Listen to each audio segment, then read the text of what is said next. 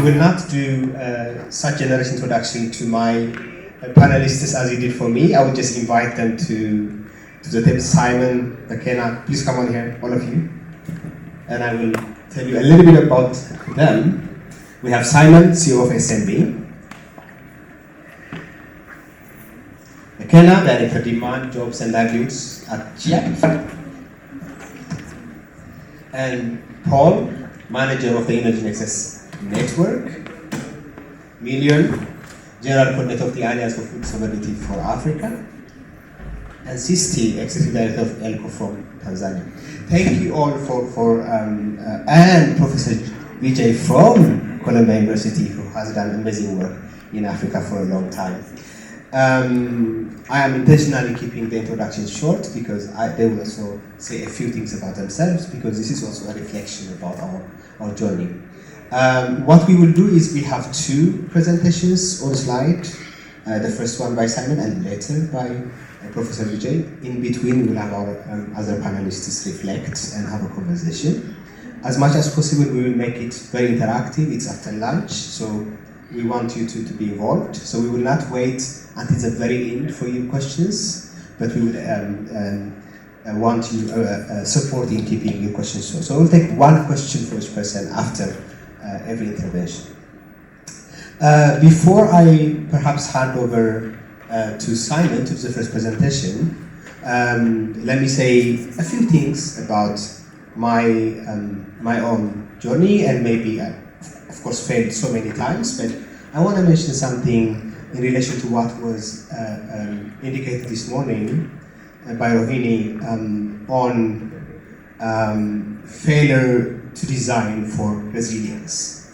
I started my career in this space by getting involved to set up a policy research center on climate and environment in Ethiopia. We tried to design it for success, to produce excellent research that fits policy, that brings stakeholders together, and all of that. And we set it up within a public institute that was also very excellent and well positioned. We achieved a lot. One of the reflections that I have now is that we did not consider what could happen for example, in the political environment. The country went through massive change 4 or 5 years into our work, and that impacted the host institution for the center, and that was a challenging time. So we designed for success, and I think we did well, but we did not design for resilience. In retrospect, I often wonder, maybe we should have had a foot in a university, in a more resilient organization. So I just wanted to share that because I was triggered by the reflection from the model. Now coming to this session, it is a very provocative title, right? Failure of development programs in Africa, and it's a bit intentional. But I want to say two things, maybe to help frame it a bit. One is, I want to be even more provocative and say, what do we mean when we say failure of development programs in Africa?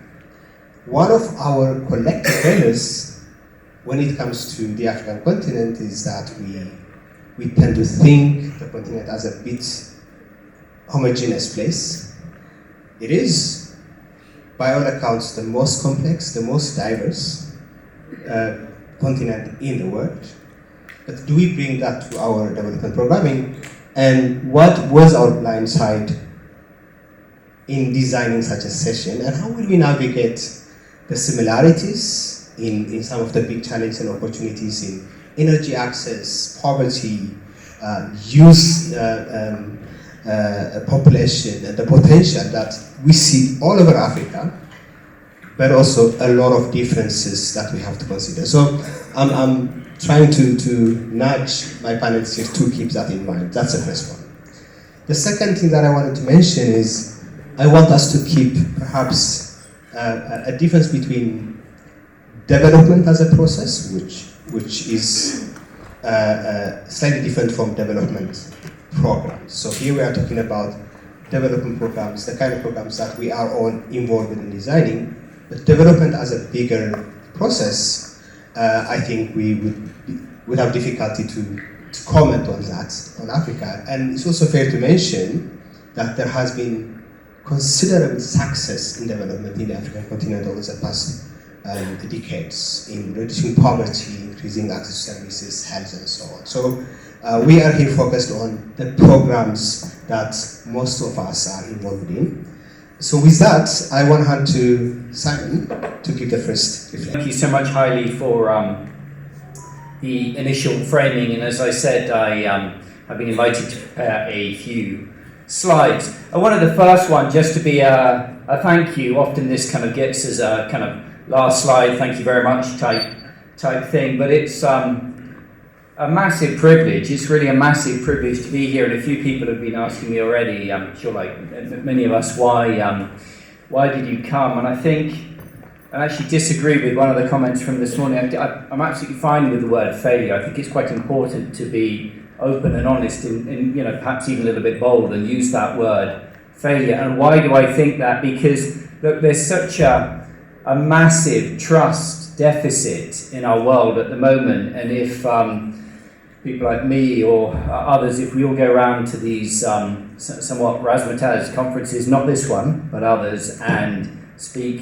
hubristically or speak to all our wonderful successes, we're not going to address that trust deficit. So I think it's massively important. It really is a privilege. I do highly what you just said as well, though. Look, let's be honest, and I'll touch on it in a minute. There's such a rising skepticism around the value and importance of development cooperation.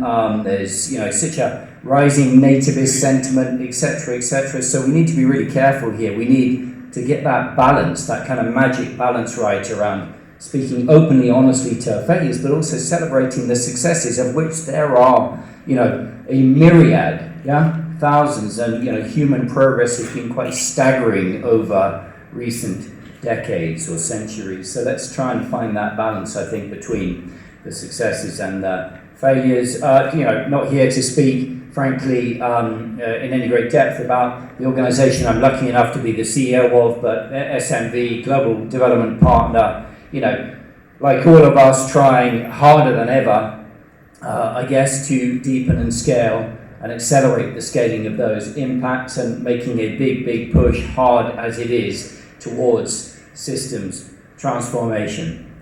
Kind of personal reflection from me that I thought might be helpful to share and helpful for all of us as we think about what do we need to talk about failure. I thought 3 R's might be helpful. There's a rawness. I buried my father on Saturday in the UK. I want to roar very loudly, no doubt, like many who go through a grieving process, but also particularly to roar around the horrors in budget cuts, some of the turmoil in global politics at the moment. Actually, hippos, by the way, hippos grieve for their loved ones, in case you don't know that. And I know the real importance of reflecting whilst, or perhaps before we truly roar. So I thought that kind of rawness gives a bit of an edge and an ability to speak more authentically to failure. I think it's important we all kind of roar a bit around the state of the world, and we don't do so without having reflected. Look, the context in which we're all gathered here, I pulled together 3 Ds. I touched on that first one around a real dearth or deficit or decline in trust. The frankly staggering declining support or funding for whether it's development cooperation or just trying to make the world a better place or generate more impacts. The development cuts, I'm sure so many of you are following the, I don't know if it's a dismantling, I guess none of us really know where it's going to end with regards to USAID, the cuts in development financing from many, fairly significant official development assistance providing nations, and then the debt crisis. Something like Africa's debt servicing alone now, I think, is about $136 billion a year. I don't know what the trillions of total debt are, but just 136 billion in the servicing of it. So just, I'm sure we've all got our own kind of stats and metrics, but these are staggeringly difficult times. And at the same time, of course, SDG backsliding, extreme poverty numbers rising in Africa. I know we centered this part of our discussions over these couple of days around Africa, but over 430 million people living in extreme poverty in Africa. That's rising, right? That's 430 million or more people living on less than $2.15 a day. And of course, the climate crisis, affecting those most vulnerable, particularly those extreme poor, which are increasingly clustered in fragile conflict and violence affected contexts.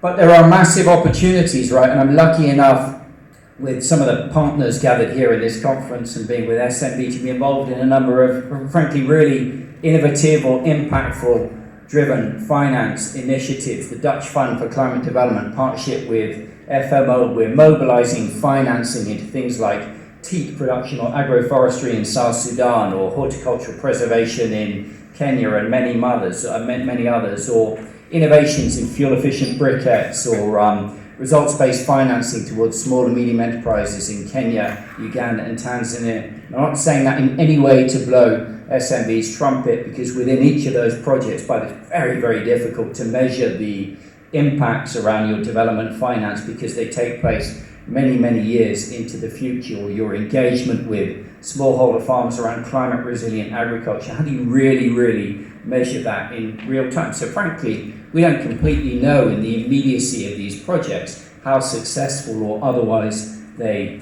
may be.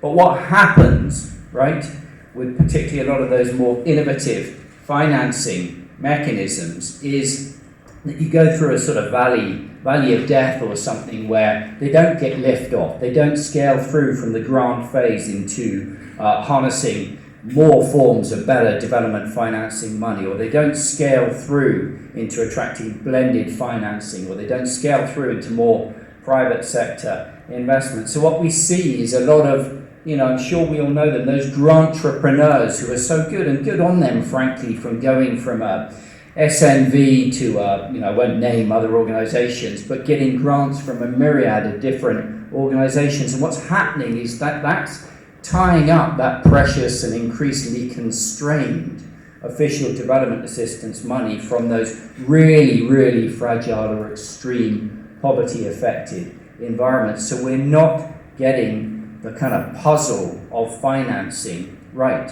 We're not doing it well enough, despite the pride that we may have in some of those real financial instrument innovations. And there are under-harnessed opportunities. We're often hearing from some of the investors or financiers, where's the investment opportunity? Yeah? And we know that there are many, many investment opportunities, but not at the right risk levels or ticket sizes from some of those financial institutions. So we're not getting it right. We're failing on that front to really push for more better forms of financing through to where it's really, really needed. And there's a massive opportunity. There's a massive opportunity to deepen our collaborations between organizations like SMB, who are not bad at doing the deal origination, who are not bad at finding those investable or bankable opportunities. But we're under-harnessing our collective resources way beyond SMB. We're not collaborating nearly well enough. And here at SMB, we're part of the Practitioners Network, which is a European member state development agency configuration of actors. In 2022, when we had the presidency, and this is slightly odd language, frankly, we signed a declaration or a statement of intent to collaborate more deeply between the practitioner implementing organizations, between the development financing institutions, and between some of the collaborating networks around more innovative or development financing. We signed it in 2022.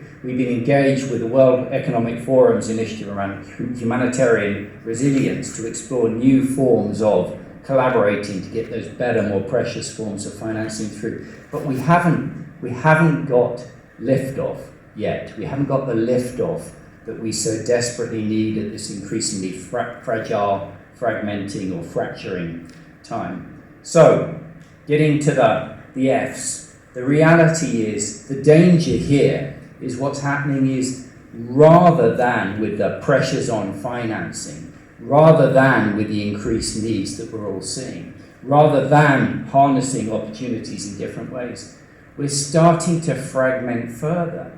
There's a big push to flying flags, whether it's the flag of SNV or the flag of the US government or the flags of a big global foundation. There's big push towards more of those flags, and surely all of us, we must feel it when you go highly to rural part of Ethiopia and you see 20 or 30 development agency signs, all with our little signs, all rightly proud of our own projects. But we have to, as SNV, me as Simon in steering an organisation, we have to do a better job in the deflagging, right?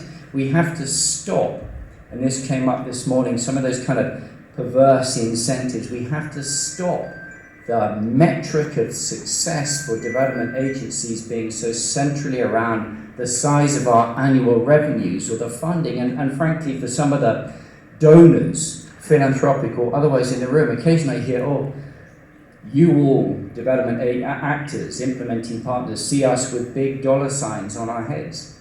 But no, we don't, and we mustn't. We must shift the language away from the focus on the funding, yeah?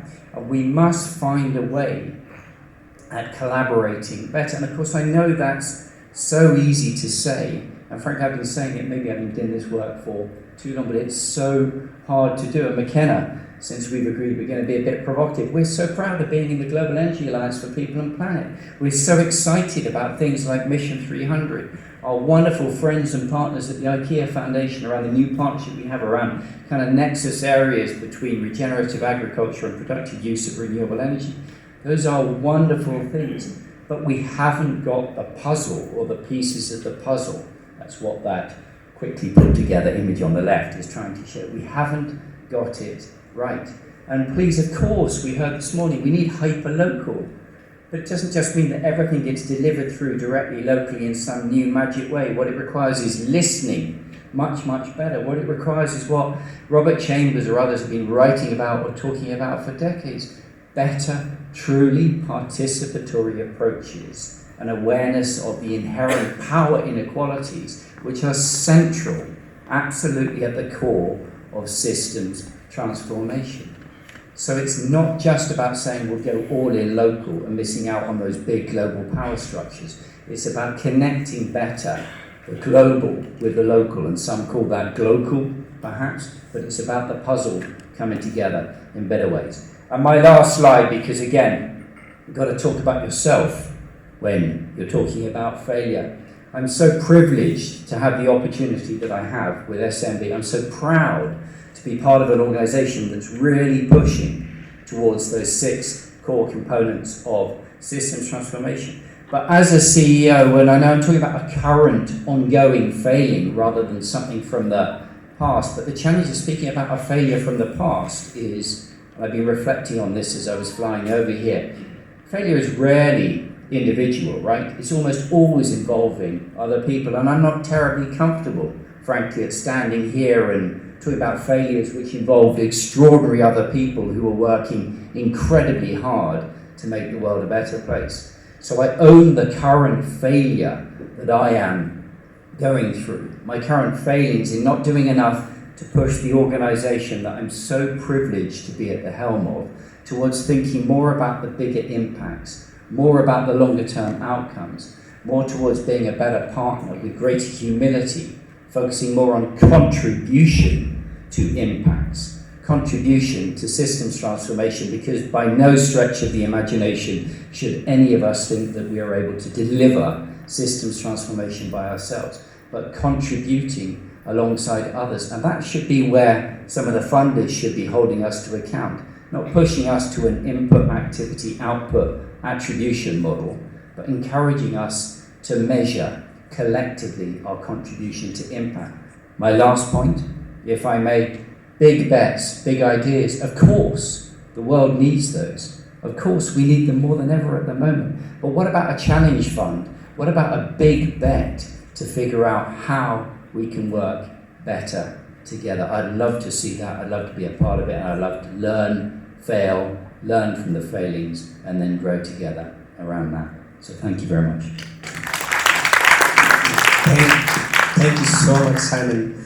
I have a very quick question to ask you, and I also want one question from the audience.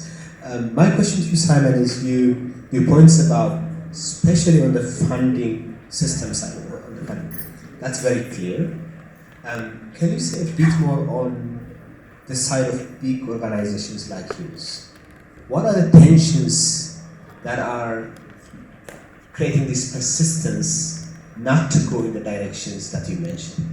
Yeah, so the tension's highly, and of course this isn't straightforward. We're, as SMV, a global development partner, all of our funding comes in projectized tranches, going into a fabulous new collaboration with the IKEA Foundation. Hope that's okay for me to say. As I said already earlier, looking towards how we contribute further to systems transformation. It's very rare for us to have an opportunity to learn, pilot, test, iterate, fail, and then grow through those kinds of collaborations. And the vast majority of our funding comes not only through projectized structures, but from institutional donor partners. And what we see, of course, in our world today is a greater alignment, whether you call it alignment around foreign policy agendas, soft power, aid and trade, or even, defense, stability, etc., etc. So we get pushed more and more towards the project metrics, the project returns, and the alignment with some of those other agendas, and that makes it harder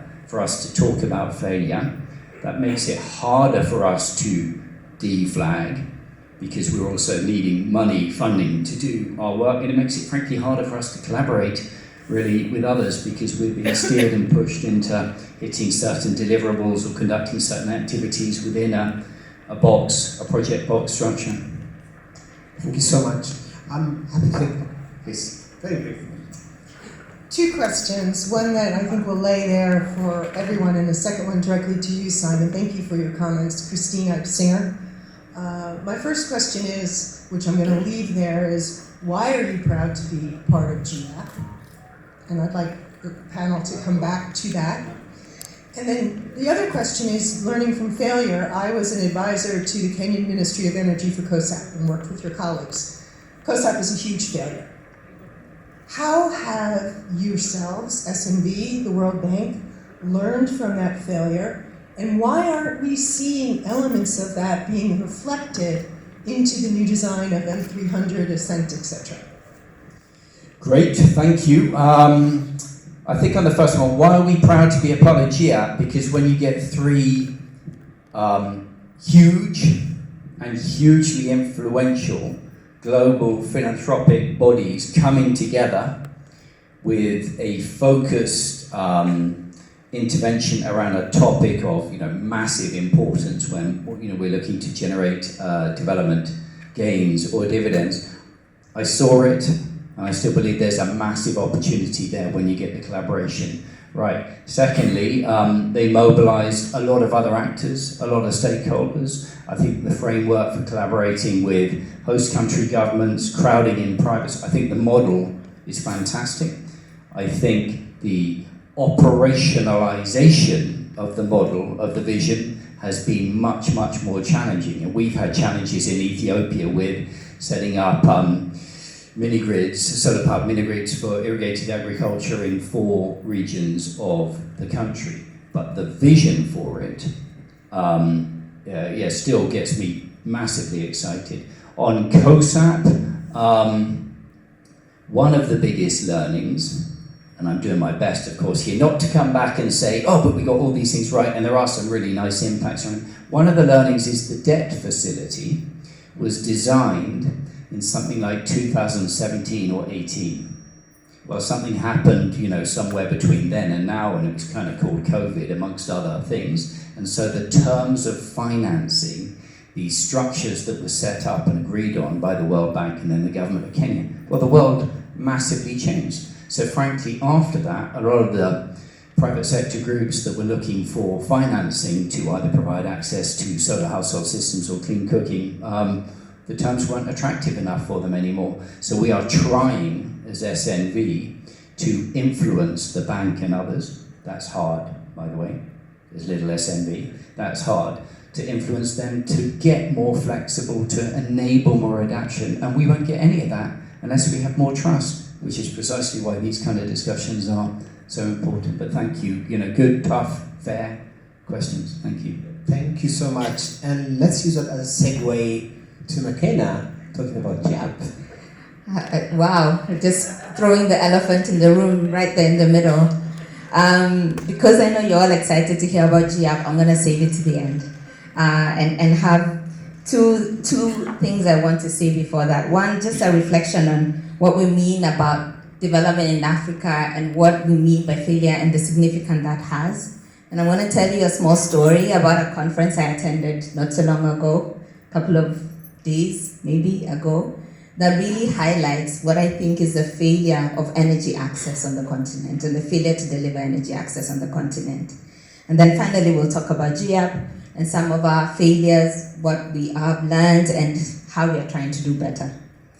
So in my reflection on failure, when I sat back and I thought, okay, we're going to talk about failure of development in Africa. I mean, you can write a book. People have written book, Dead Aid by Dambi Samoyo, really great book, and many others. But for me, it comes from just having the word development already is a symptom, because when we say development, it means something is progressing. So when do we stop and say we failed? At what point? Because we're always building on the last thing we did. And that cumulative progressiveness of development means that it's so hard for us to accept failure. We just call it a lesson and do something different, a little bit differently next time. But the problem with that is that we compound those failures, we compound the problems and slow down development even more. And for me, I know what failure looks like in development in Africa. It looks like the slow pace at which we are getting to the goals that we all need to get to. It looks like starting with sustainable development millennium development goals, and then shifting those to sustainable development goals, and still not being able to reach them. So that slow pace, for me, that's failure. And if we don't accelerate the pace of our action, we are really just going to be building on our mistakes. And that really gives me push and emphasis to think differently and to do things differently. So just a small reflection there. And now my exciting anecdote.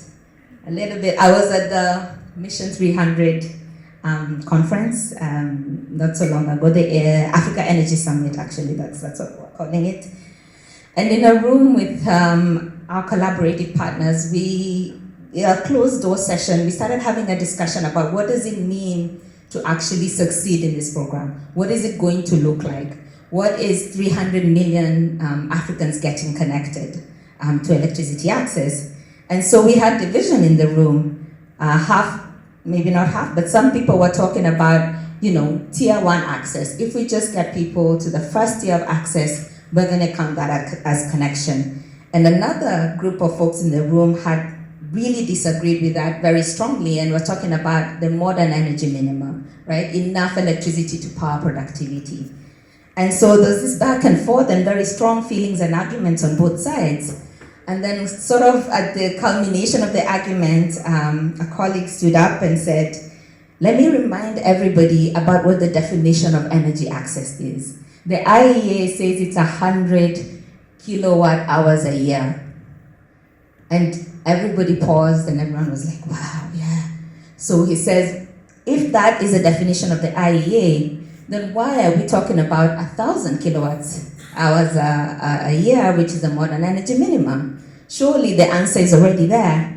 And for me, that was a little bit shocking, and I found that to be the first failure, because that's not actually factual. The IEA says it's between 250 and 500 kilowatt hours a year, right, between rural and urban. But we all took it as said and done and read, and the discussion kind of simmered down, and everybody was like, oh, well, we're not going to solve it now, and we're going to go solve it later.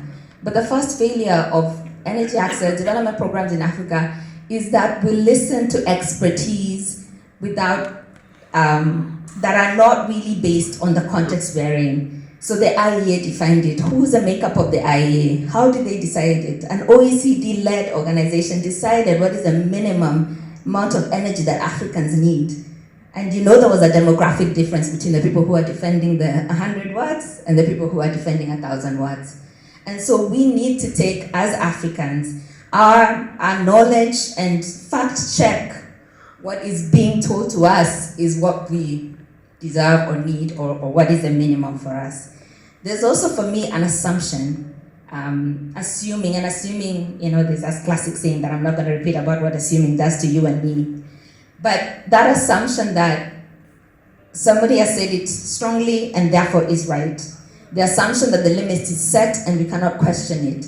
The assumption that development in Africa should go one way and we really can't find any flexibility around that. For me, that felt like the second failure. And then the urgency to close the discussion. You know, because Africa is so complex, because the problems we're facing are so enormous, sometimes we close the discussion because we don't want to talk about it. It's too much. We don't want to start that discussion because when will it end? But I think when the issue is so critical and important, we have to come to an agreement, a collaboration. The people in that room were sitting there to collaborate. So we didn't have to close the discussion. We could have continued that discussion because it is critically important for the mission that we're going to do to have an answer to that question together. So I feel like if we don't then collaborate, if we don't try to find our middle grounds together or a way to move together, then that really is one of the things that has stymied the way we work together. And I think you also mentioned collaboration and all of that.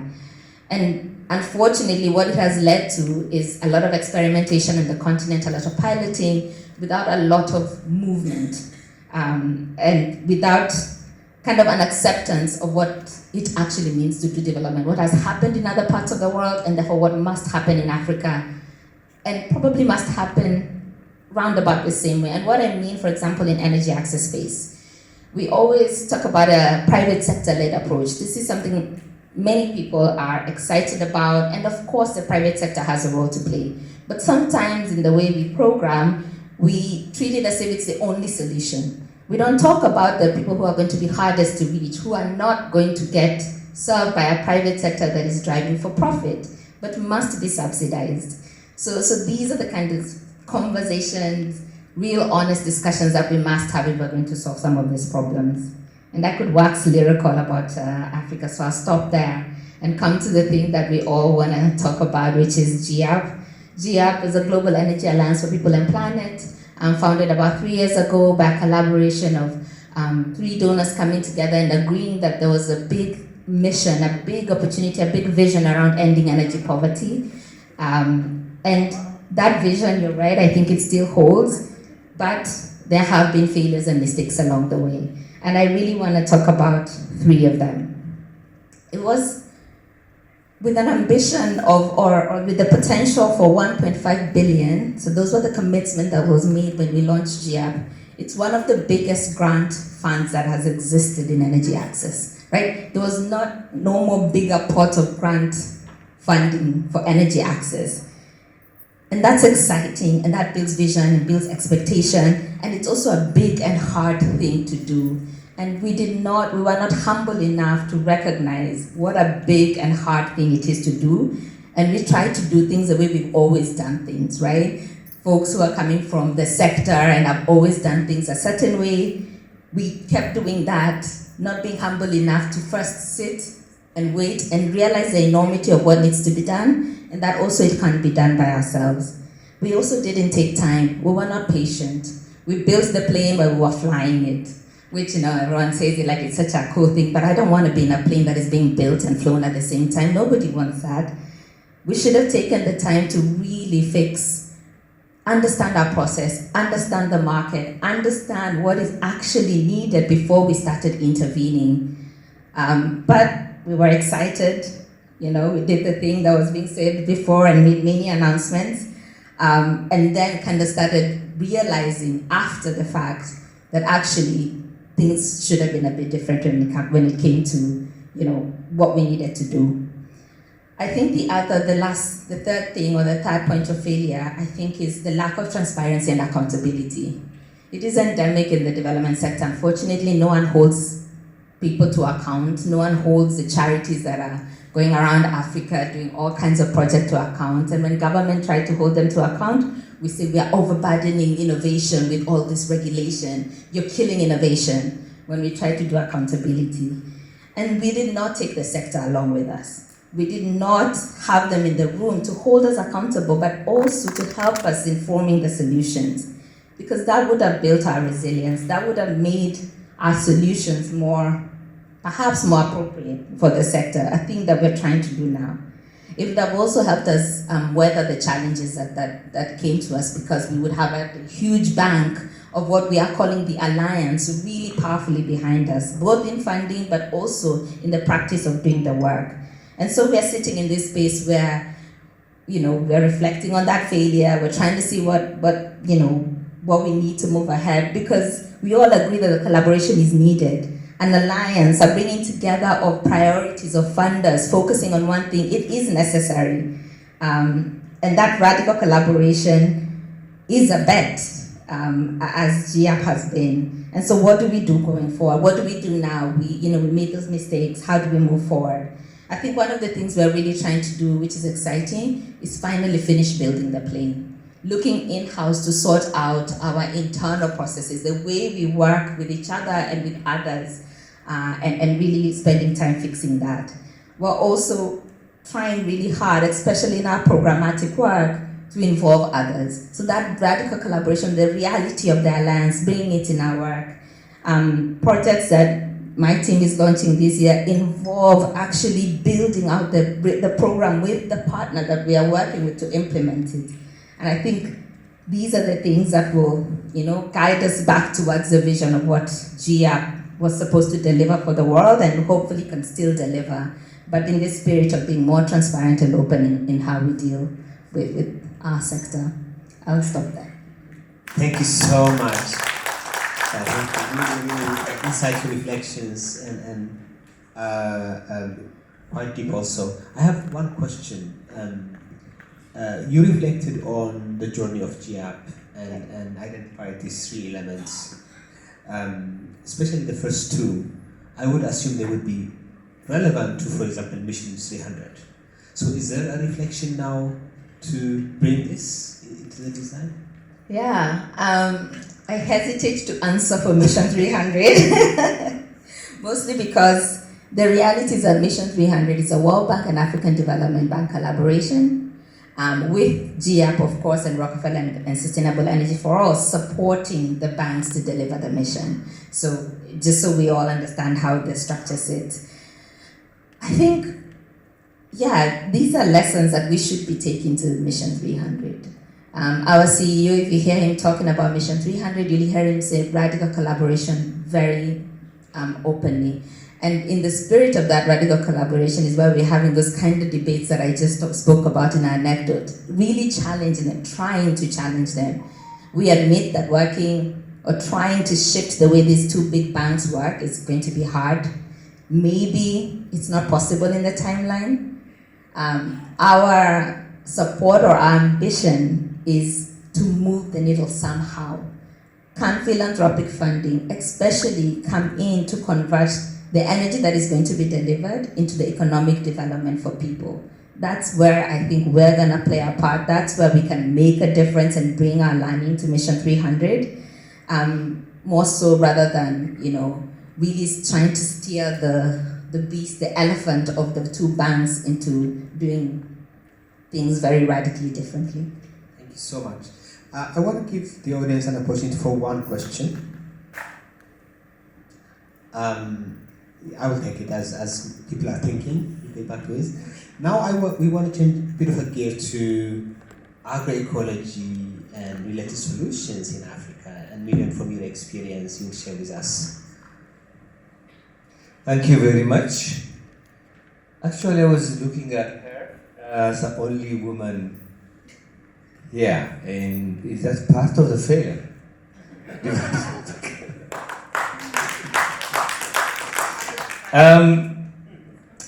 Before I came here, I passed through Brussels and I told to somebody that I'm going to participate in the failures conference. And he said, "Why are you going to be with losers?" But I'm so happy to be invited. Really, really great discussions, and I'm learning quite a lot. I'm coming from the Alliance for Food Sovereignty in Africa. It's the biggest civil society in Africa. It's a network of networks. Farmers networks, fisher folks, pastoralists, indigenous peoples, youth, women, faith-based institutions, and consumer associations in the bigger civil society. Our main purpose is to contribute to the transition of African food system to a healthy and sustainable food system through agroecology. And food sovereignty, as it is indicated in our name, is a main thing for us. So what I am going to speak about is a policy initiative that we had as a network to the African Union, and how we failed and why we failed. So it's a story from a civil society or a social movement in Africa, the largest social movement in Africa. So food policy. In 2017, the network members said that, because of food, we have a lot of environmental problems, climate, biodiversity, pollution, and whatever, and the increasing number of non-communicable diseases, because of food, change in our food system, cultural erosion happening, human rights issues, and also there is malnutrition and hunger, so many problems. So food agenda is very much important. And the food policy would also help us to create a vision for the future of African food system. And it will also help bring everybody together. Everybody is concerned about their food. So we can have government and business and civil society, researchers, and everybody together around the table. So it's a great idea. So we decided to embark on this initiative, and we got a partner.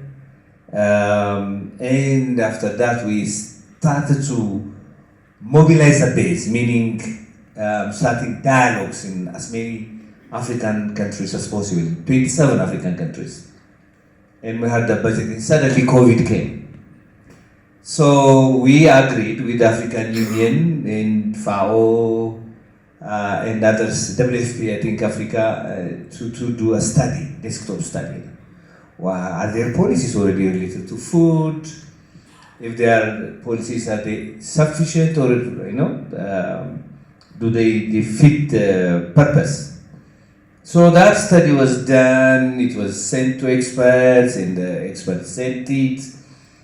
And there was a specialized technical committee meeting under the African Union, specialized technical committee on agriculture, rural development, water. Very important body. So we felt that if we send the document as they need it, then it will be tabled to the African governments, and I think at least a discussion around food policy will start. Then we were told that it was not tabled. We were very, very, very angry as a network.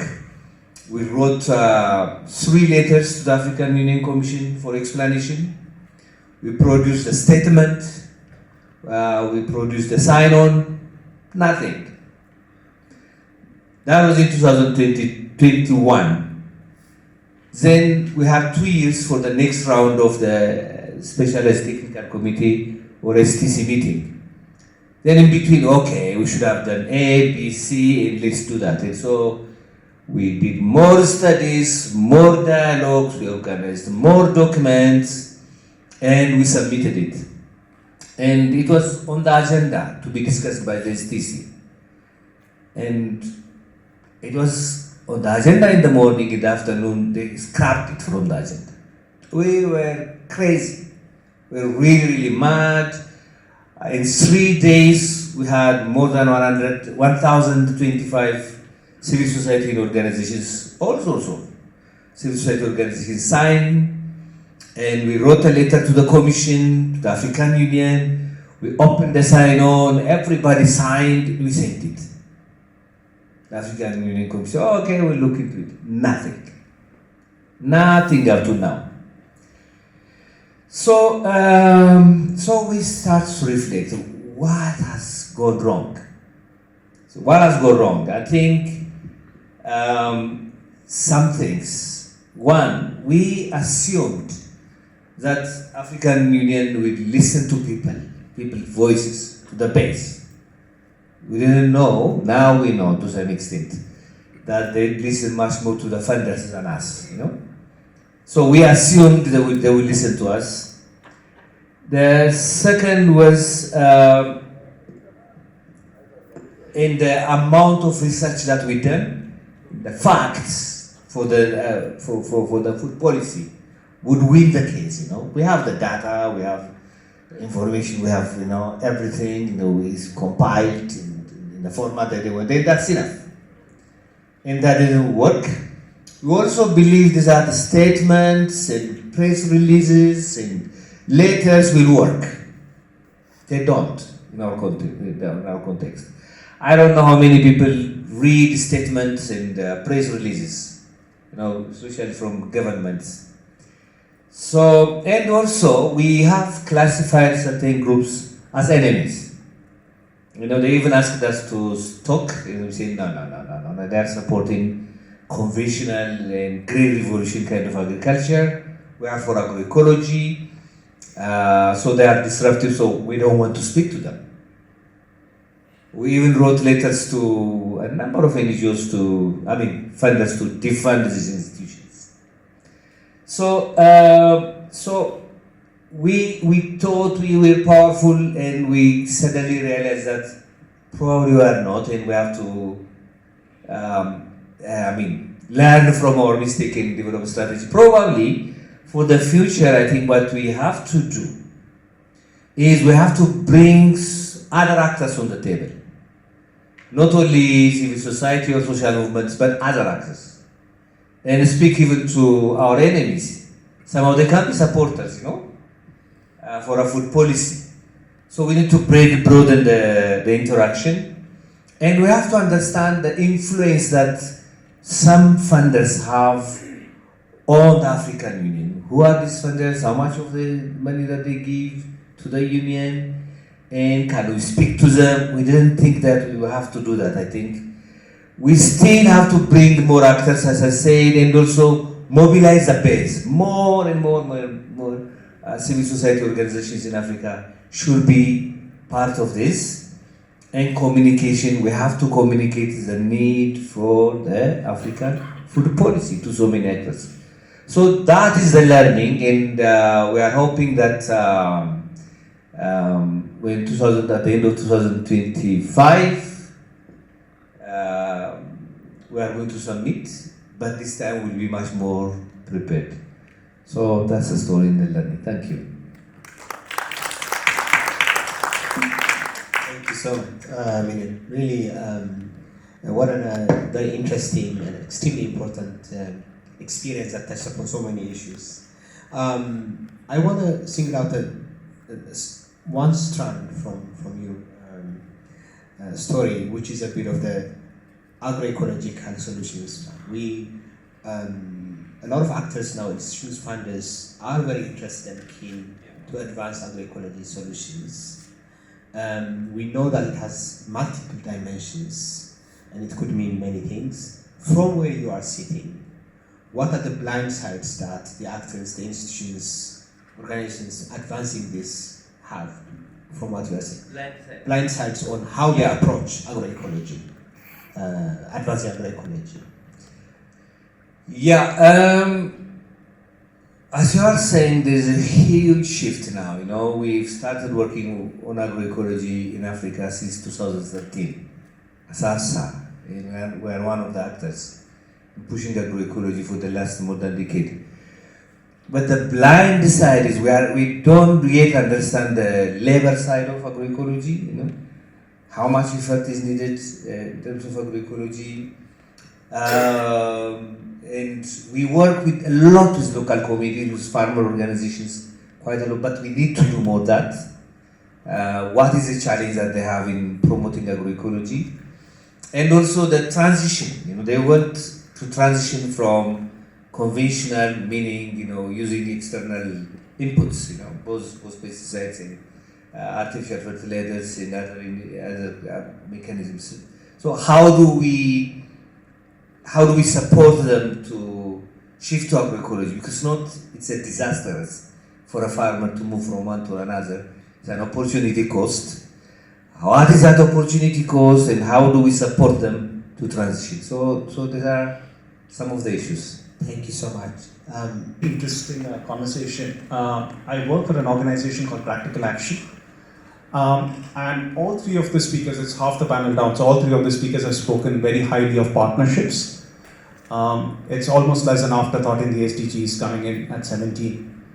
I didn't hear or pick up anything which talks about the failure of partnerships. We hear in the corporate sector talking about mergers and acquisitions not working. The development sector, we don't talk much about failures of partnerships. All of you mentioned the importance of having partnerships, which is important, but what about failures of partnerships? There are not enough evidence, there's not enough talk, not enough conversations, not enough learning about failures of partnerships. So, Milan, you can answer part of it or all of it if you want, but we will hold this question for all participants later too. Thank you so much, it's a great question. Yeah, you can give it a try. I think that's a very, very good point to an extent which needs a more reflection, not a knee-jerk reaction, as I'm planning to have. But we are careful in partnership, maybe that's one thing that dragged us, because we're conscious of the colonial discourse, colonial relationships, Even with some funders, we don't relate. So, because the way that they work is they push you to adapt their agenda, work their own way. We avoid that. We only work with those who are supporting our something which is coming from us. But we need to look into that also to some extent. But I think we have to continue that too. So can I wait? Because we have some time at the end that I want you to reflect on this because it's actually critical. Paul, let me go with you now. Well, thank you. This is my second IF conference, or conclave. It makes it very religious when it's conclave, but the same meaning, right? I am Paul Hillier. I think most of you in this room know me better than the organization that I lead. I'm not as big as the big names on this platform, but I'm very grateful to be sharing this platform with you all. The Energy Nexus Network is a facilitation mechanism registered in Sierra Leone to scale renewable energy solutions for last mile communities. We try to build resilient ecosystems around decentralized renewable energy using solutions that have worked, mostly here in India actually, because the seed for the Energy Nexus network was sown here some 3 years ago, somewhere around 3 to 4 years ago, I think 2019. That is the organization I lead. But also, I want to bring myself into it because I really want to reflect on a failure in Sierra Leone on healthcare and strengthening healthcare using energy as an entry point that reflects partnerships that failed, but also seeing myself in it because I have the influence based on the positions that I have held previously to make sure that that failure did not happen, and yet the failure happened. So I worked for a long time in the university, so I know a lot about systems thinking. I also did quite a lot of research with the International Institute for Applied Systems Analysis in Austria. I thought in the university. I worked with SE for All for a long time. I met Christine several times. I am now also special advisor to the chairman of the Presidential Initiative for Climate Change, Renewable Energy and Food Security in the Office of the President of Sierra Leone. So I have influence. Or somehow I know people, and people who have a lot of influence. And, you know, when I reflect on this topic, development programs in Africa, I share your view, Makinan, and also share your view, Haile. It's a process, and so it's so difficult to say it's an end, and we can have the luxury now to say, did it succeed or did it fail? So for me, the thought process is personal because when I have a son who cares a lot about sustainability, so he is always following my movements. So when I told him I was coming to India, and he asked me, what are you going to do there? I said, well, I'll be attending a conference or a conclave on failure. And then he says, oh, you're coming from Sierra Leone to India, and that's going to take you 2 days, one way. Going back is another 2 days. Then you're going to spend 2 days there, and then you're going to speak for 8 minutes. That's failure in itself. I said, wow, okay. So how do I turn that around? So I told myself, okay, I like Indian cuisine. So if I come here and enjoy Indian cuisine and meet some nice people and exchange ideas and still do my 8 minutes talk, I think I could see some degree of success in that. I could have achieved a few things and probably make some impact. So using those 3 words, to take myself through the case study in Sierra Leone. Some amount of success, some amount of achievement, and some kind of impact as a continuum and not as an end in itself. So what happened in Sierra Leone, because I lead the Energy Nexus network, and we have been piloting a couple of proof of concepts in strengthening healthcare systems, we happened to crossway with GIAP-funded SE for All and FCDO-funded FC for All, also in healthcare. I say I have influence because I was also National Energy Consultant for SE for All, and I was actually leading the work on the market assessment and roadmap for powering social infrastructure, including healthcare and schools. So I'm very conversant with almost everybody, every key player, both at SE4 and within Sierra Leone. And this is why I take responsibility for this failure. So when we receive philanthropic money through the global SG7 hubs to do a couple of, to power a couple of healthcare facilities, these are small systems, 1.5 kilowatts to 3.5 kilowatts at most.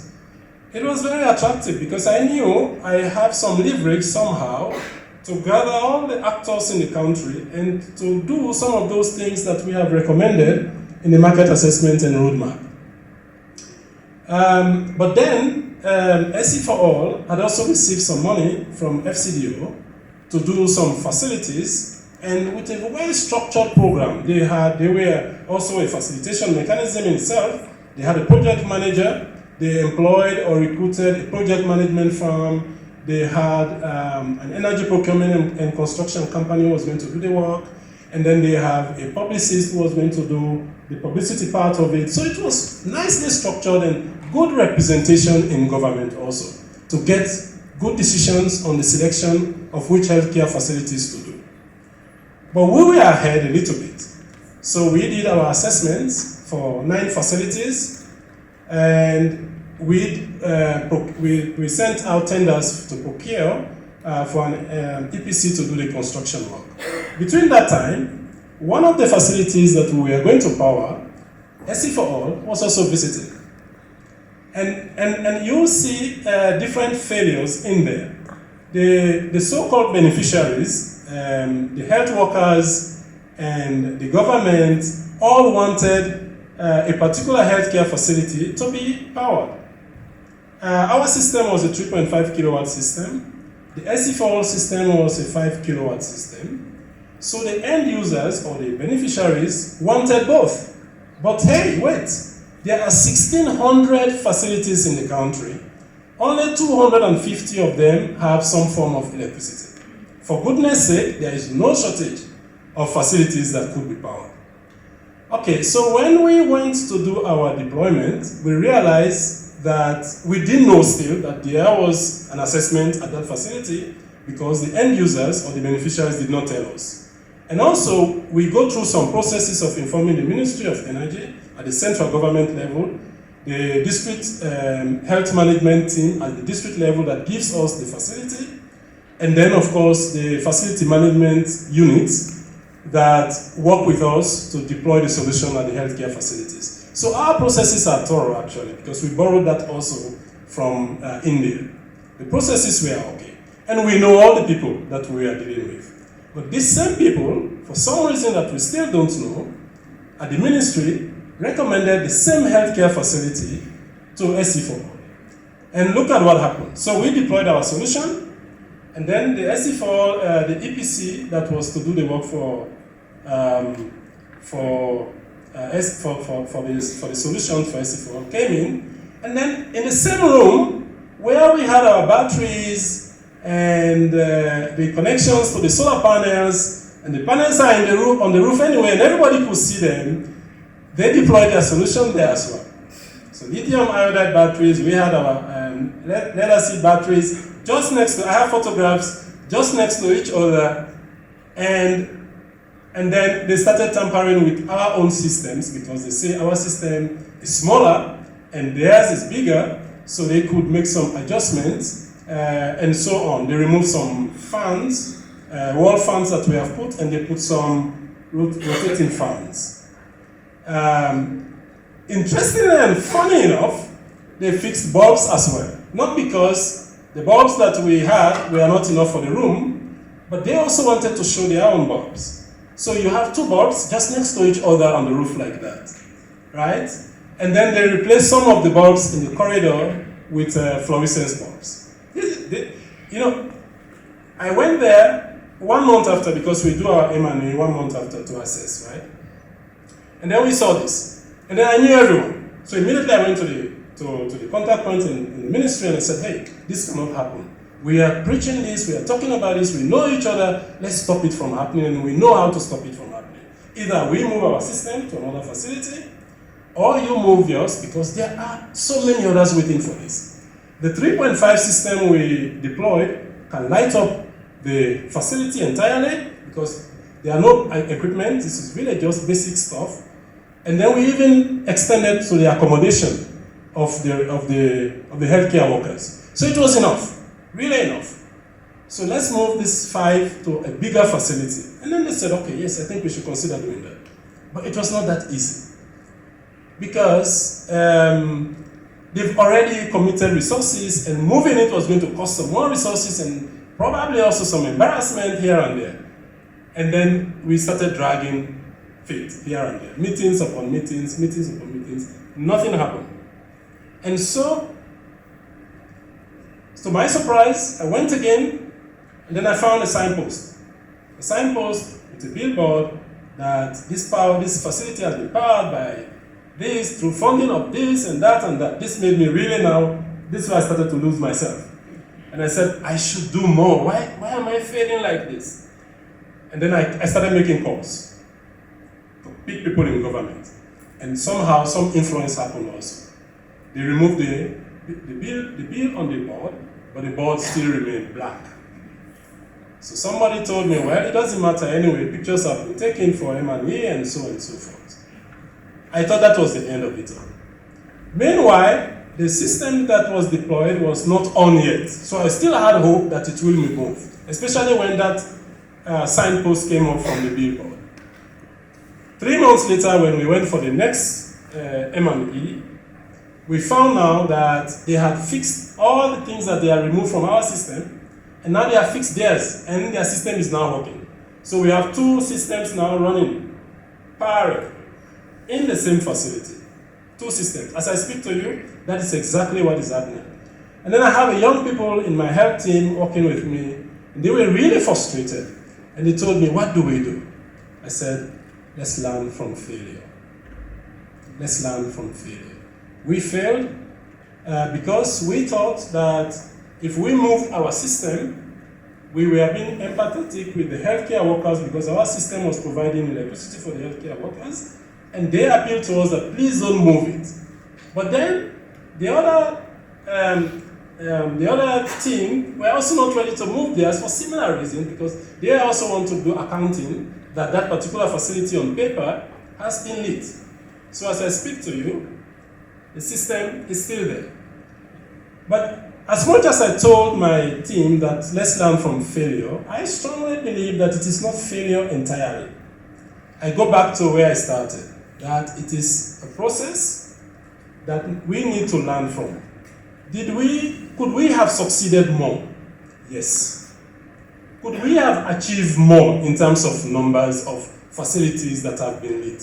Yes. Could we have had more impact with what we did? Yes. Did we do that? No. So in that sense, we failed. Thank you so much, Paul.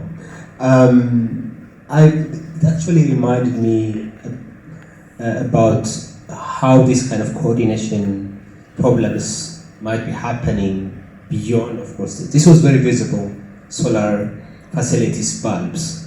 But imagine how many projects and initiatives are dumped on farmers from different organizations. It's the same thing, and we don't do the mapping of who is doing what. So thank you so much. Jean-Claude from Rwanda.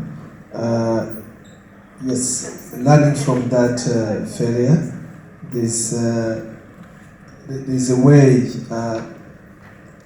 everything is from the planning perspective. How do we plan projects? Who is at the center? Because I learned from this that different NGOs are doing their things on their own. There's lack of coordination. This is purely coordination failure, which could be avoided if planning was done and approval to implementation based on the locals. In Rwanda, we have what we call Joint Action Development Forum, which is at district level. Not any actor cannot do whatever they want in a district. It's agreed upon, and if it's full in that district, you can move to another. Maybe that will be help in some other countries. So yeah, it's a good lesson. That thank you. Thank you so much. What is your name, sir? Jean-Claude, not Van Damme. John. I mean, it's so nice to hear you because, I told you I come from the university. So these are things that in some of the lectures I gave, I talked a lot about, and we know them. And in Sierra Leone, we also try to put them in place. So this is why when you are an NGO and you want to implement any program in the country, if it has to do with a particular ministry, it has to be coordinated at that level. You can have your districts of interest, and you can negotiate at the ministry for them to deploy you or to allow you to deploy the solution in that district. And usually that's not a problem. We did that. SC for All did the same. Because there's a focal point for energy access within the Ministry of Energy. And then once you are in the district level, you go to the head of the district health management team, who is the district medical officer. And that district medical officer actually pinpoints a healthcare facility that you can go to. We did that as well. And SC for All also did that, right?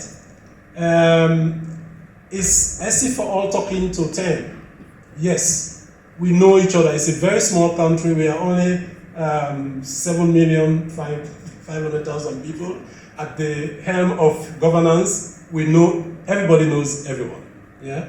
So this is not what happened. It's not like there was no coordination or there were no structures, but it is just one case where you know the things that you're trying to avoid can still happen as you try to avoid them from happening.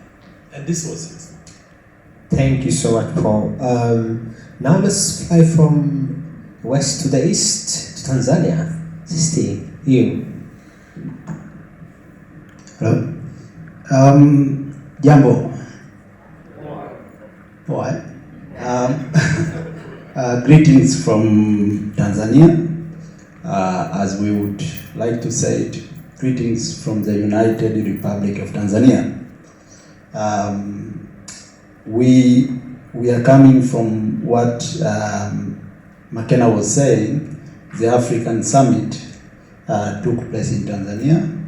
We had an opportunity to work from home because including you wanted us to stay at home. You didn't want to see us. And she touched on one of the points where she said they had closed door discussion, closed door meetings. And I think this is, when she said that it brought a bit of thinking, closed door to discuss what, for who, and the how, probably. This morning, when Rohini, Madam Remo was speaking, she used the word who 56 times, I counted. And when you say who, it means maybe you are asking questions, or you are saying who will do it, and all that. My name is Sisti Bazil. I work with an organization called ELICO, which is a short form of Energy and Livelihood for Community. It's sad that this session is taking place during the time that we are all coming from lunch. And as we say in Tanzania, when you are feeling hungry, you feel weak. But when you eat, you feel sleepy. And I could grasp some people. I'm not saying that you are sleeping, but I know you are thinking while your eyes are closed. So with the African mission in Dar es Salaam, I had an opportunity to attend, and it was not easy, as you know.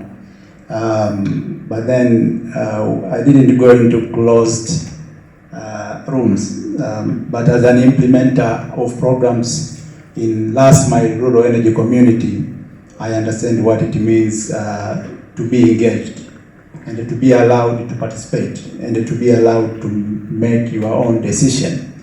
We at ELICO, we believe in a thought or thinking that go to the people, stay with them, learn from them, start from what they have, and tell them what you want to do. And from the discussion I've been hearing this morning, we have been talking about us, and I think we are not really touching them, the people that we work with. During the meeting, 50 billion USD equivalent of money was put into the table. Was it put into the table or it was promised? It was rather promised. And people know that this is not the first time we hear about money coming to Africa, but the question is, if it comes, where does it go? Does it go to people? Does it revert back? I think these are the questions that we need to ask ourselves. So, we were being told not to talk about failures toward the systems or organization, but rather talk about failure among ourselves. And I've been thinking about it, and I had an opportunity today to speak with Thomas from Celco. And I said, for how long have you been funded by IKEA Foundation? He looked at me and said, I don't know. Because that's something that we who works on development programs, especially in Africa, are looking for. I would say we have been a testing ground of policies, programs, all these names.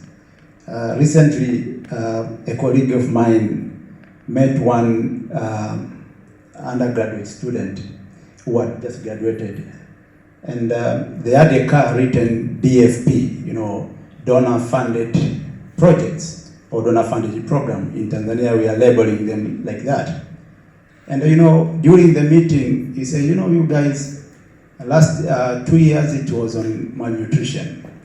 This year it is on energy for cooking. Next year is, so people are confused. And the programs are of a shorter period, 2 years. For a community that has never had energy for the past 50 years, giving them a program of 1 year, 2 years, it's a job. It's a job. Some people will call you and say, Sisti, we have 20,000, 50,000 remaining before we close the year. Can we do something quick? These communities, even if you give them electricity, they want to know what is electricity. How do you use it productively? So we go with our own vision of what we see as development. As we talk here, people are sitting somewhere globally, drafting a new program. Cooking now is a hype. We have become, should I say hypers? Oh. But as Simon said, just to say that a lot of work is also being done. Compared to where we were 25 years, 20 years, we cannot compare. But probably I should give you one story. In 2023, I was part of the Acumen Fellowship in Kenya. And there was a discussion, because from where I come from, it is very difficult for me to talk about my failures, especially as a man, as a boy. You have to grow and learn how do you deal with your failures, and whom are you telling your failures? And in the international kind of setting, who are we telling our failures? Makin said about their program. There are several, maybe 10 or 20 such programs. And where do we have the African kind of led program, so that we can deny what Nyerere once said, our first president, he said, and it's an example, if an American prizes you, he was talking about the government, if the government of America prizes you, ask yourself, where did you go wrong? It was an example, but what I'm trying to say here is, even with the Mission 300, how much money is coming from Africa? So just to finish up, if you allow me, I want to read to you what I wrote at the failure to the Acumen team. It's called The Light We Carry, a story of balance and understanding. For years, the village of Hakuna Matata lived in a shadow. Families relied on a flickering kerosene lamp, and the children studied under dim glow of phone screen. When our team arrived with solar mini-grid, hope ignited. We sat with the elders, mothers, local leaders, and a mango tree, mapping their need, light for school, power for grain mills, and a safety for night walks. The government pledged support and the community donated land. Together we built 2 solar mini-grid, a symbol of progress. But sustainably, we learn it is not just about wires and panels. It's a fragile dance between trust, economics, and a shared responsibility. A year later, the first stone struck on a panel, then another. Children are unaware of the technology, fragility, turn the RE into a game. While families rationed electricity using lights only during the night, charcoal sellers thrived, complaint grew. Why pay more for solar when the charcoal is cheaper? The government, pressured by voters, demanded we slash tariff to match subsidized grid rates. But unlike the national utility, we had no subsidy to fall back on. Our financial model trembled. Without fair pricing, replacing batteries in 5 years would be impossible. The project manager's salary hung in the balance. One evening I met Simba. Probably everyone knows Simba here. A seamstress who borrowed a neighbor's iron. I want to buy one, she said, but credit is scarce. Her words echoed a deeper truth. Energy access without economic empowerment is a half-lit lantern. We had promoted refrigerators, saloons, but without microloans or partnership, these dreams stalled. Meanwhile, elders whispered, why should we pay for sunlight? They saw the grid as a gift, not shared investment. The disconnect was clear. We had built systems, but not systems of understanding. Thank you. Thank you so much. Trust, economics, and shared responsibility. Powerful words. I would skip my option to ask a question, but it is. I'm Lawi from Ethiopia. I think when I hear most of the presentations and the discussions now and earlier this morning, I think most of the failures are, the root cause is failure in terms of communication, partnership. I haven't heard any engineering failure actually. And also we've also learned quite a bit of quotations from different well-known personalities. And in the morning, I remember one of them. It says, insanity is doing the same thing and expecting a different outcome. And today, we've also read that experience, learning. Well, if I properly call it, learning from mistakes doesn't actually bring us experience. Learning from experience doesn't actually bring us any solution, but reflection from experiences. So I'm just wondering, we had this session in 2018, and this is the second one, and we're talking about failures. What are the tools? Haven't we developed tools so that, before engaging, because the problems, the cause for the problems are, more or less similar. So, what are the tools? Have we developed? Are we doing the same thing and expecting a different result? I mean, if that is the case, then it's insanity, isn't it? So what is there? What have been done so far in terms of not repeating at least the same mistakes again? Thank you so much, Lavi. So Harish wanted us to be brutal. So you are saying, have we gone insane? So what I will do is I want to hold this question because I also think it's a bit general. There was a question about partnership.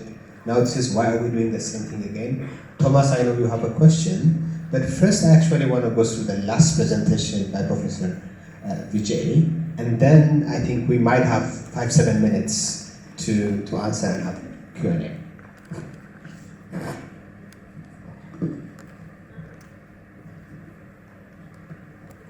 Thank you. Can you hear me? Okay. So I'm going to talk about the impact failures, but from an academic lens. So, to my Indian family roots, when I said I'm going to go into teaching, they said you are already a loser. So, so started there, right? Long ago. And, got really drawn into Sub-Saharan Africa through some colleagues in the academic network. I know Abiku Brew-Hammond, some of you know him, and so on. So that's how I got sort of drawn into it. Just wanted to say a couple of things, though, about working in the university. One thing I'm noticing, which is different from 15, 20 years ago, is there are a lot of young students from the continent very interested in working with you, but without coming to the United States. So that's a fascinating new development. And I have now 3 or 4 people I'm mentoring. They don't have to get a visa, they don't have to pay a high cost of living. They are actually working in different institutions and trying to study in parallel. And thanks to the university, they are creating modalities to make that happen. So I think, I feel like even if all the donors take their money away, they can't take the motivation and the enthusiasm of those people. Okay, so that's I feel something I wanted to say. Okay, start with a failure. We were asked, by PS Patrick Nyoike in Kenya, and that's how I first got into it. How can you tell us something? Like, if we look ahead 5-10 years, where should we build the grid first and next and so on? And, just through one cartoon picture here, that you would build it, where it's least cost. The black was existing grid, and then if you were very far from it, but very far, we developed these solar lanterns that you see on top for, it had a strap because school kids were taking it. And then if you are far away, but the grid is going to come, then maybe you have a mini grid. We did some experiments with that. So that's all. But what we got wrong is we assumed that the past experience of the grid could be projected to the future. Big mistake in retrospect. We designed things, or we assumed, the demands to be 30, 40 units a month. But that's because in many countries, it was mostly urban. So the experience of the grid was urban, and we just projected that onto the rural. Now I'll just show you here that the rural demands were actually 1/10.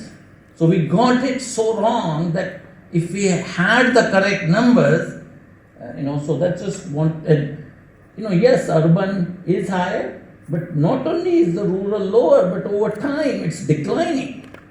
So that was, and I'll come to that because that's an academic question that has puzzled us. We looked at surveys and actual consumption. Surveys would show 2.5% of income was spent on electricity. Actual was 1%. The same household. Because now we have good data, so it's kind of interesting. So I think where did we get it wrong? We missed the opportunity to capture ground reality into investment.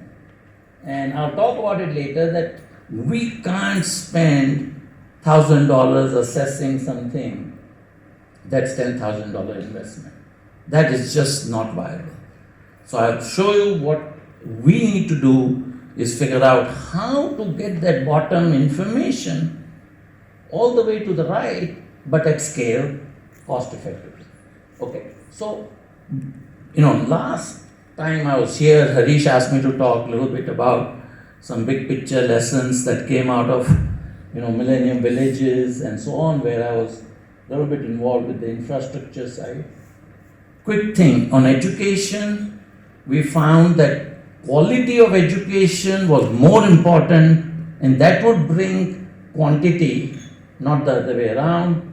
In health, we found, and this is 15, 20 years ago, things have, I'm sure, changed, that bringing health to the people was more important early on than trying to get them to come to the health clinic. So, yes, investments in the clinics, but the community health workers were successful. Water, we found protecting the source was better than trying to purify. So how to create systems to protect the water source. I heard about agroecology. Pedro Sanchez, head of ICRAF, was really involved. I went to some of the communities 4 or 5 years ago after 15 years. One of the things that has survived after 15 years is the nurseries, and the things that had impact was the fruit trees that agroforestry, yes, but for income, so that was fascinating to see that it had really scaled. Countries had invested themselves into building up the nurseries for fruit trees. Creating rural demand pull for energy. So, I, as an engineer, said, let's not say, I'm into energy. Let me just ask them. And it was inevitably water or agriculture that was the entry point that led to energy.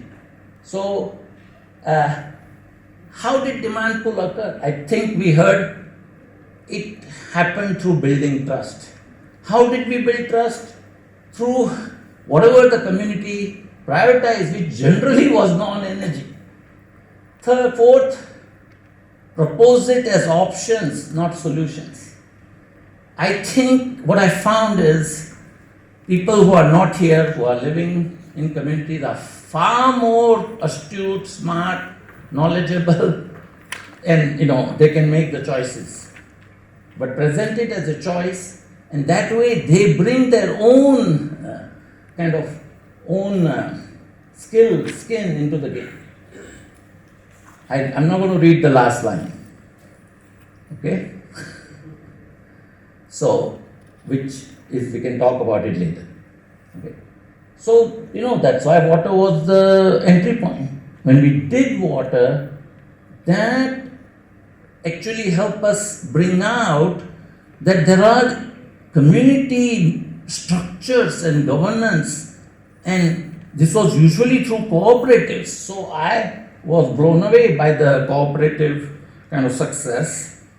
It has definitely not scaled, so obviously we got something wrong there. We saw schools demanding school lunch style lunch box, which was a solar lantern that kids could take home. Solar panels were still expensive. They wanted a nice strap, so there it is.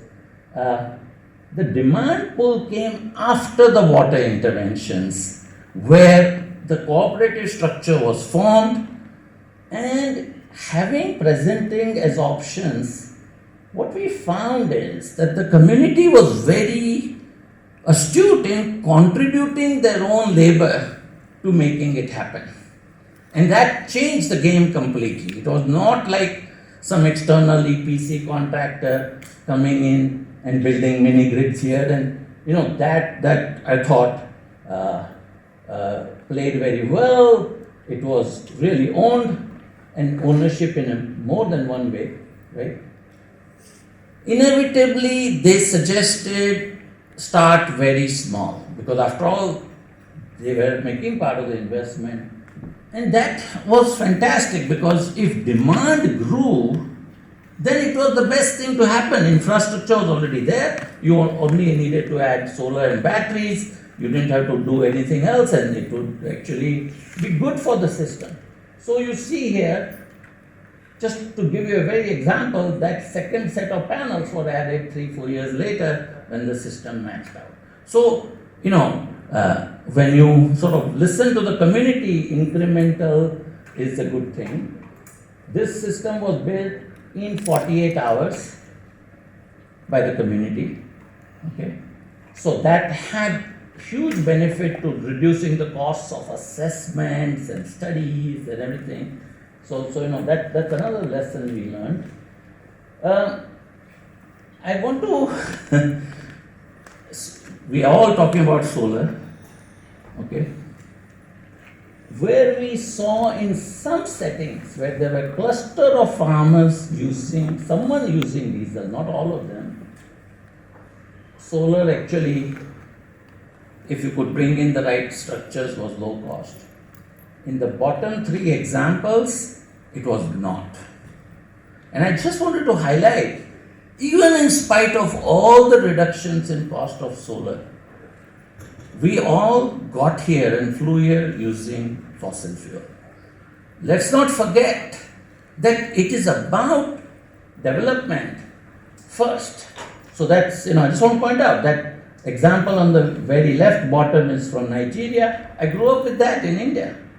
You carry your whole energy system on your head, you can go to more than one plot, you have your hoses with you. We have not reached the technology to carry it on the head today. Okay? But of course, if you can make everything work, it's great. But sometimes loads are seasonal, they are occasional, they are in more than one place, so keep that in mind. So I want to introduce what I learned really through working with communities is the notion of bootstrap. Okay, how do you bootstrap?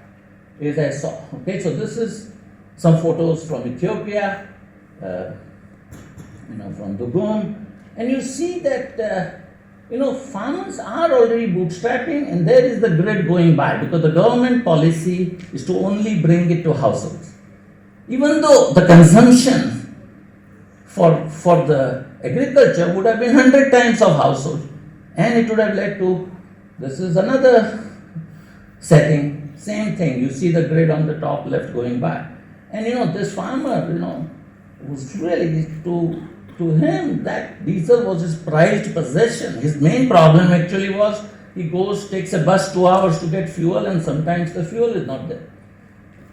So what am I focusing on these days? And I just want to reflect on that, is a couple of things. One is, I think technology financing is actually scaled, but through private sector and subsidy models. How, and I don't have an answer to this, so I just want to say that up front. In many settings where you needed maintenance, repair, knowledge, in a very rural setting, decentralized setting, cooperatives have worked very well. India has great examples in the dairy sector where, it's really big cooperative models. Just curious, is last mile rural, can it benefit from, in my experience, even if sophisticated technology was done well, you could almost eliminate repair down to some very basic things, and you could train people in the rural areas to do it. So why not that's one, is that a good model? So that's one big question to me. The second question to me is that it is not by energy alone.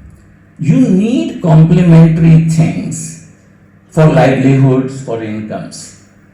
2 minutes? Okay, thank you. So for, I think of India, Green Revolution, crisis of food, and there was a national focus that, look, we are going to do this.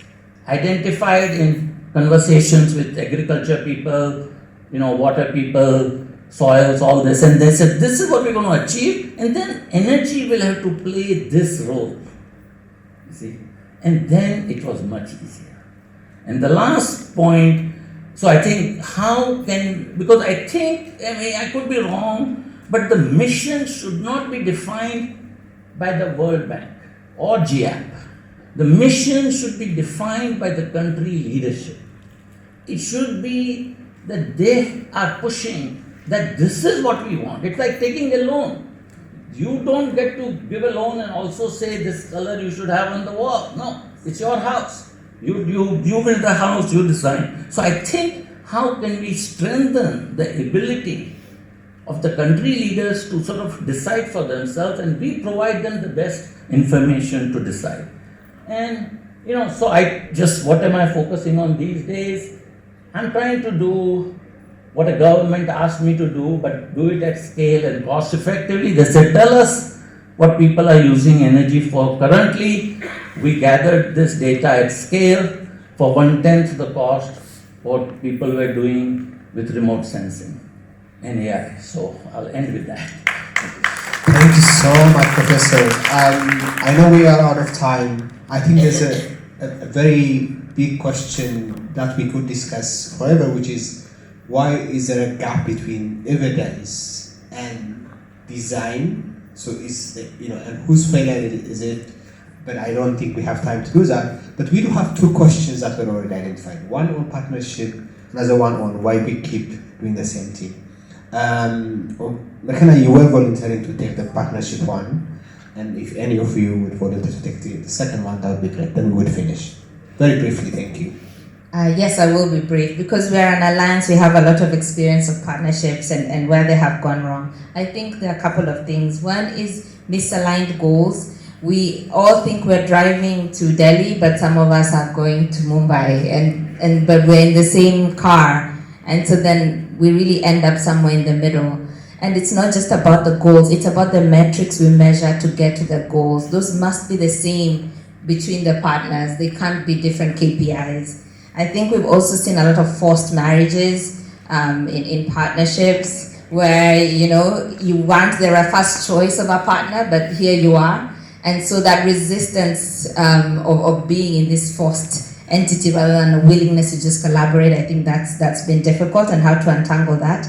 There's also competition. Sometimes there's two partners who are doing basically the same things, and they're kind of made to compete for resources, for attention, for impact, which is where you have two bulbs in the same hospital room. So that forcing competition is also really doesn't help partnerships. And then finally, we don't add value to our partners sometimes.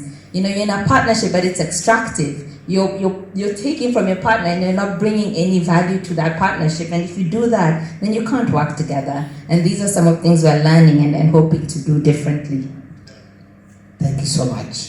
Paul, do you want to take the second question? Not this one, yes. What is the second question? The second question was why we keep talking about failures and... Yes. I'll put it this way, yeah? And I will also be very brief. I know we are really stretching time. The thing is, we are talking about things and we are not talking to everyone. These sessions are being recorded. They will be forever on YouTube. But who is going to find time, especially those who matter, who are not here, to listen to them? So we are talking to ourselves. Yeah? And my son also said that. He said, you've been to so many of these conferences, and still not much is changing because you keep talking to yourself. Yeah? So I want to speak to a few things quickly. There is this thing about also talking about failure in technology. I think it's deliberate by the organizers because we want to reflect the processes that lead to failure. Because we can always come and say technology did not work because it was faulty, the schools were from Japan or from China, and I'm in Africa, I have to go and source them again. We don't want that excuse.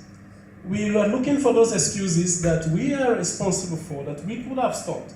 Like having two systems in the same healthcare facility in Sierra Leone. That is one point I want to make. That it's deliberate, it's really deliberate. But we can talk for lengthy periods on technology as well, and innovation and so on.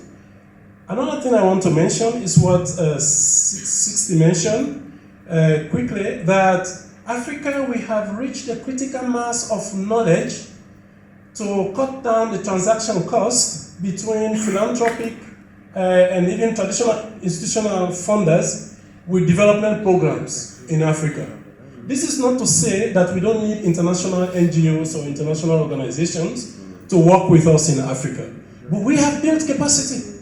Really, to be honest, I work with young people and they have passion and they know what they are doing, and we can learn from South-South transfer. My neighbor knows how to do it. I can also do it. This is how Europe grew.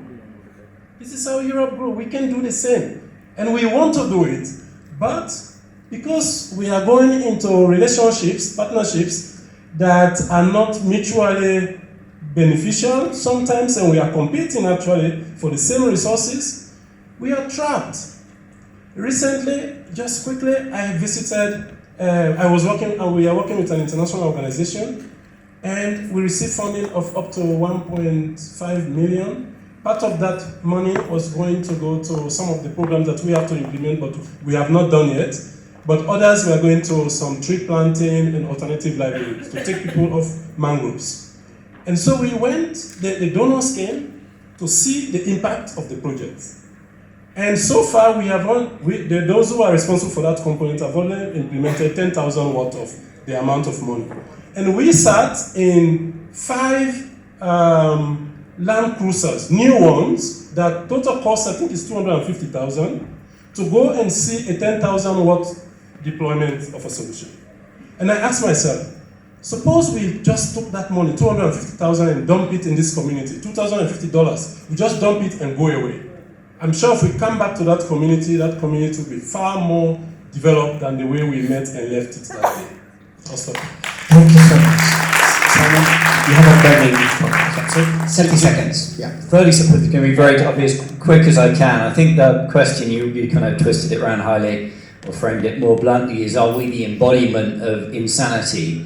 And I think my response to that would be, look, there's a lot of insanity in the world at the moment. The walking away or the not adhering to the precautionary principle, a walking away from a rules-based global system, dismantling rather than improving the aid architecture pool. Of course, we don't want 2 systems in one health facility, but we don't want none either. So don't walk away from it, but make the systems work better for all. And I think it was Lande earlier who said we need to do much better, not from just a kind of shallow communications point, but with deep, meaningful, verifiable evidence. Answer that question, what have you done for us, right? But the truth is, development is really hard. And I think we tried in our different ways to show that, collaboration is hard. Partnerships are hard, and we are definitely making a lot of mistakes, or we're failing around, the pieces of the puzzle. There's clearly too much like for like. There's clearly not enough clarity around role, particularly with those more local organizations that understand context better, that have the relationships and increasingly have the resources and the expertise. And we're not doing well enough, again, in holding ourselves to a metric system which is less rigid around attribution and better around contribution. But my last point, again, to end with something a little bit edgy, I'm hearing a little bit too much that word beneficiary in these conversations. When we talk about partnerships, we must do much, much better at putting our partners, the people that we're ultimately working with and for, front and center. That doesn't make them beneficiaries. Frankly, some talk about the word participants, but at the end of the day, they're people just like us. So let's please stop the word beneficiary and just talk about the people that we're working with as our partners. Thank you. Thank you. And with that, thank you all very much. Sorry that we run over time. Thank you to the panelists.